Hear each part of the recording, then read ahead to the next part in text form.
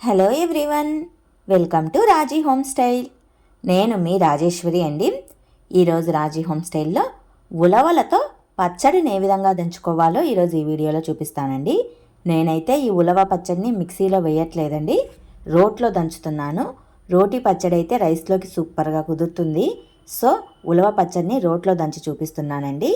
ఈ ఉలవ పచ్చడికి మెయిన్గా కావాల్సినవి ఒక గుప్పెడుమైన ఉలవలు, కొన్ని పచ్చిమిర్చి, నానబెట్టిన చింతపండు, కరివేపాకు రెమ్మ ఆకులు, అలాగే 6-7 వెల్లుల్లి రెబ్బలు కావాలి. మన రుచికి సరిపడా సాల్ట్ కూడా కావాలండి.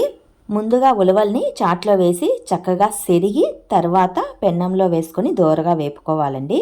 వేపుతున్నప్పుడు ఆయిల్ ఏమీ వేయాల్సిన అవసరం ఏమీ లేదు.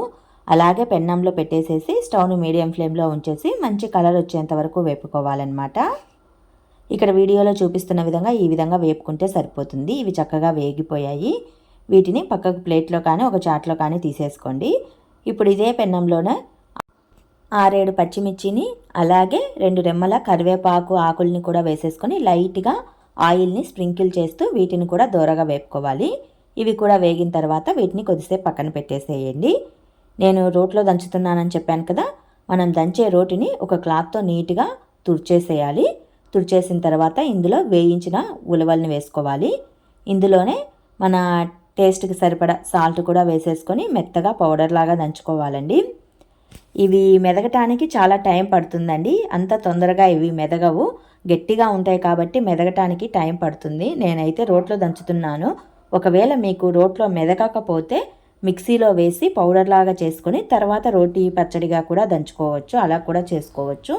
నేనైతే డైరెక్ట్గా రోట్లోనే దంచేస్తున్నాను.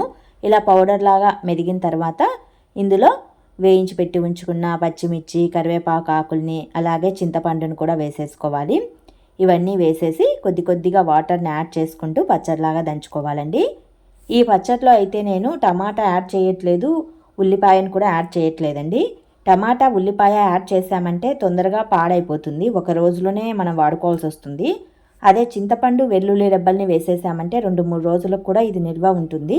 సో చింతపండు వెల్లుల్లి రెబ్బల్ని వేసేసాను. మీకు ఒక రోజుకే చాలు అనుకుంటే టమాటాను కూడా వేసుకోవచ్చు, ఉల్లి ముక్కల్ని కూడా వేసుకోవచ్చు అనమాట, అది ఆప్షనల్. నాకు 2-3 రోజులు బాగా ఉండాలి, నోటికి రుచిగా తినాలనుకున్నప్పుడు వెల్లుల్లి రెబ్బల్ని చింతపండుని యాడ్ చేశాను. ఇలా చక్కగా మెదుపుకున్న తర్వాత ఒక గిన్నెలోకి తీసుకోవాలి. ఈ పచ్చడికి కాస్త పోపు వేస్తే రుచి బాగుంటుందండి. స్టవ్ పైన పోపు గెట్టె పెట్టేసి అందులో ఒక 2 టేబుల్ స్పూన్ల వరకు ఆయిల్ వేసుకొని ఆయిల్ హీట్ అయినాక పోపు దినుసుల్ని, 4 ఎండుమిర్చి ముక్కల్ని, తలకొట్టిన 4 వెల్లుల్లి రెబ్బల్ని, 2 రెమ్మల కరివేపాకు ఆకుల్ని వేసేసుకొని పోపును వేపుకోవాలి. పోపు అనేది చక్కగా లైట్గా వేగిన తర్వాత ఈ పోపుని తీసుకెళ్ళి పచ్చడికి యాడ్ చేసుకొని చక్కగా స్పూన్తో కలియదిప్పుకుంటే సరిపోతుంది. ఇంతేనండి ఉలవ పచ్చడిని తయారు చేసుకునే ప్రాసెస్. రైస్లోకి అయితే ఈ పచ్చడి సూపర్గా కుదురుతుంది. మరి మీకు ఈ ఉలవ పచ్చడి ప్రిపరేషన్ వీడియో నచ్చినట్లయితే మరికొన్ని ఇలాంటి రెసిపీస్ కోసం డూ సబ్స్క్రైబ్ మై ఛానల్. అలాగే పక్కనున్న బెల్ సింబల్ని ప్రెస్ చేసి మా ఛానల్ని యాక్టివేట్ చేసుకోండి. ఉలవలు తినడం వలన మనకు బోల్డ్ అండ్ హెల్త్ బెనిఫిట్స్ ఉన్నాయండి. ఆ వీడియో లింక్ డిస్క్రిప్షన్లో ఇస్తాను. Please watch that video.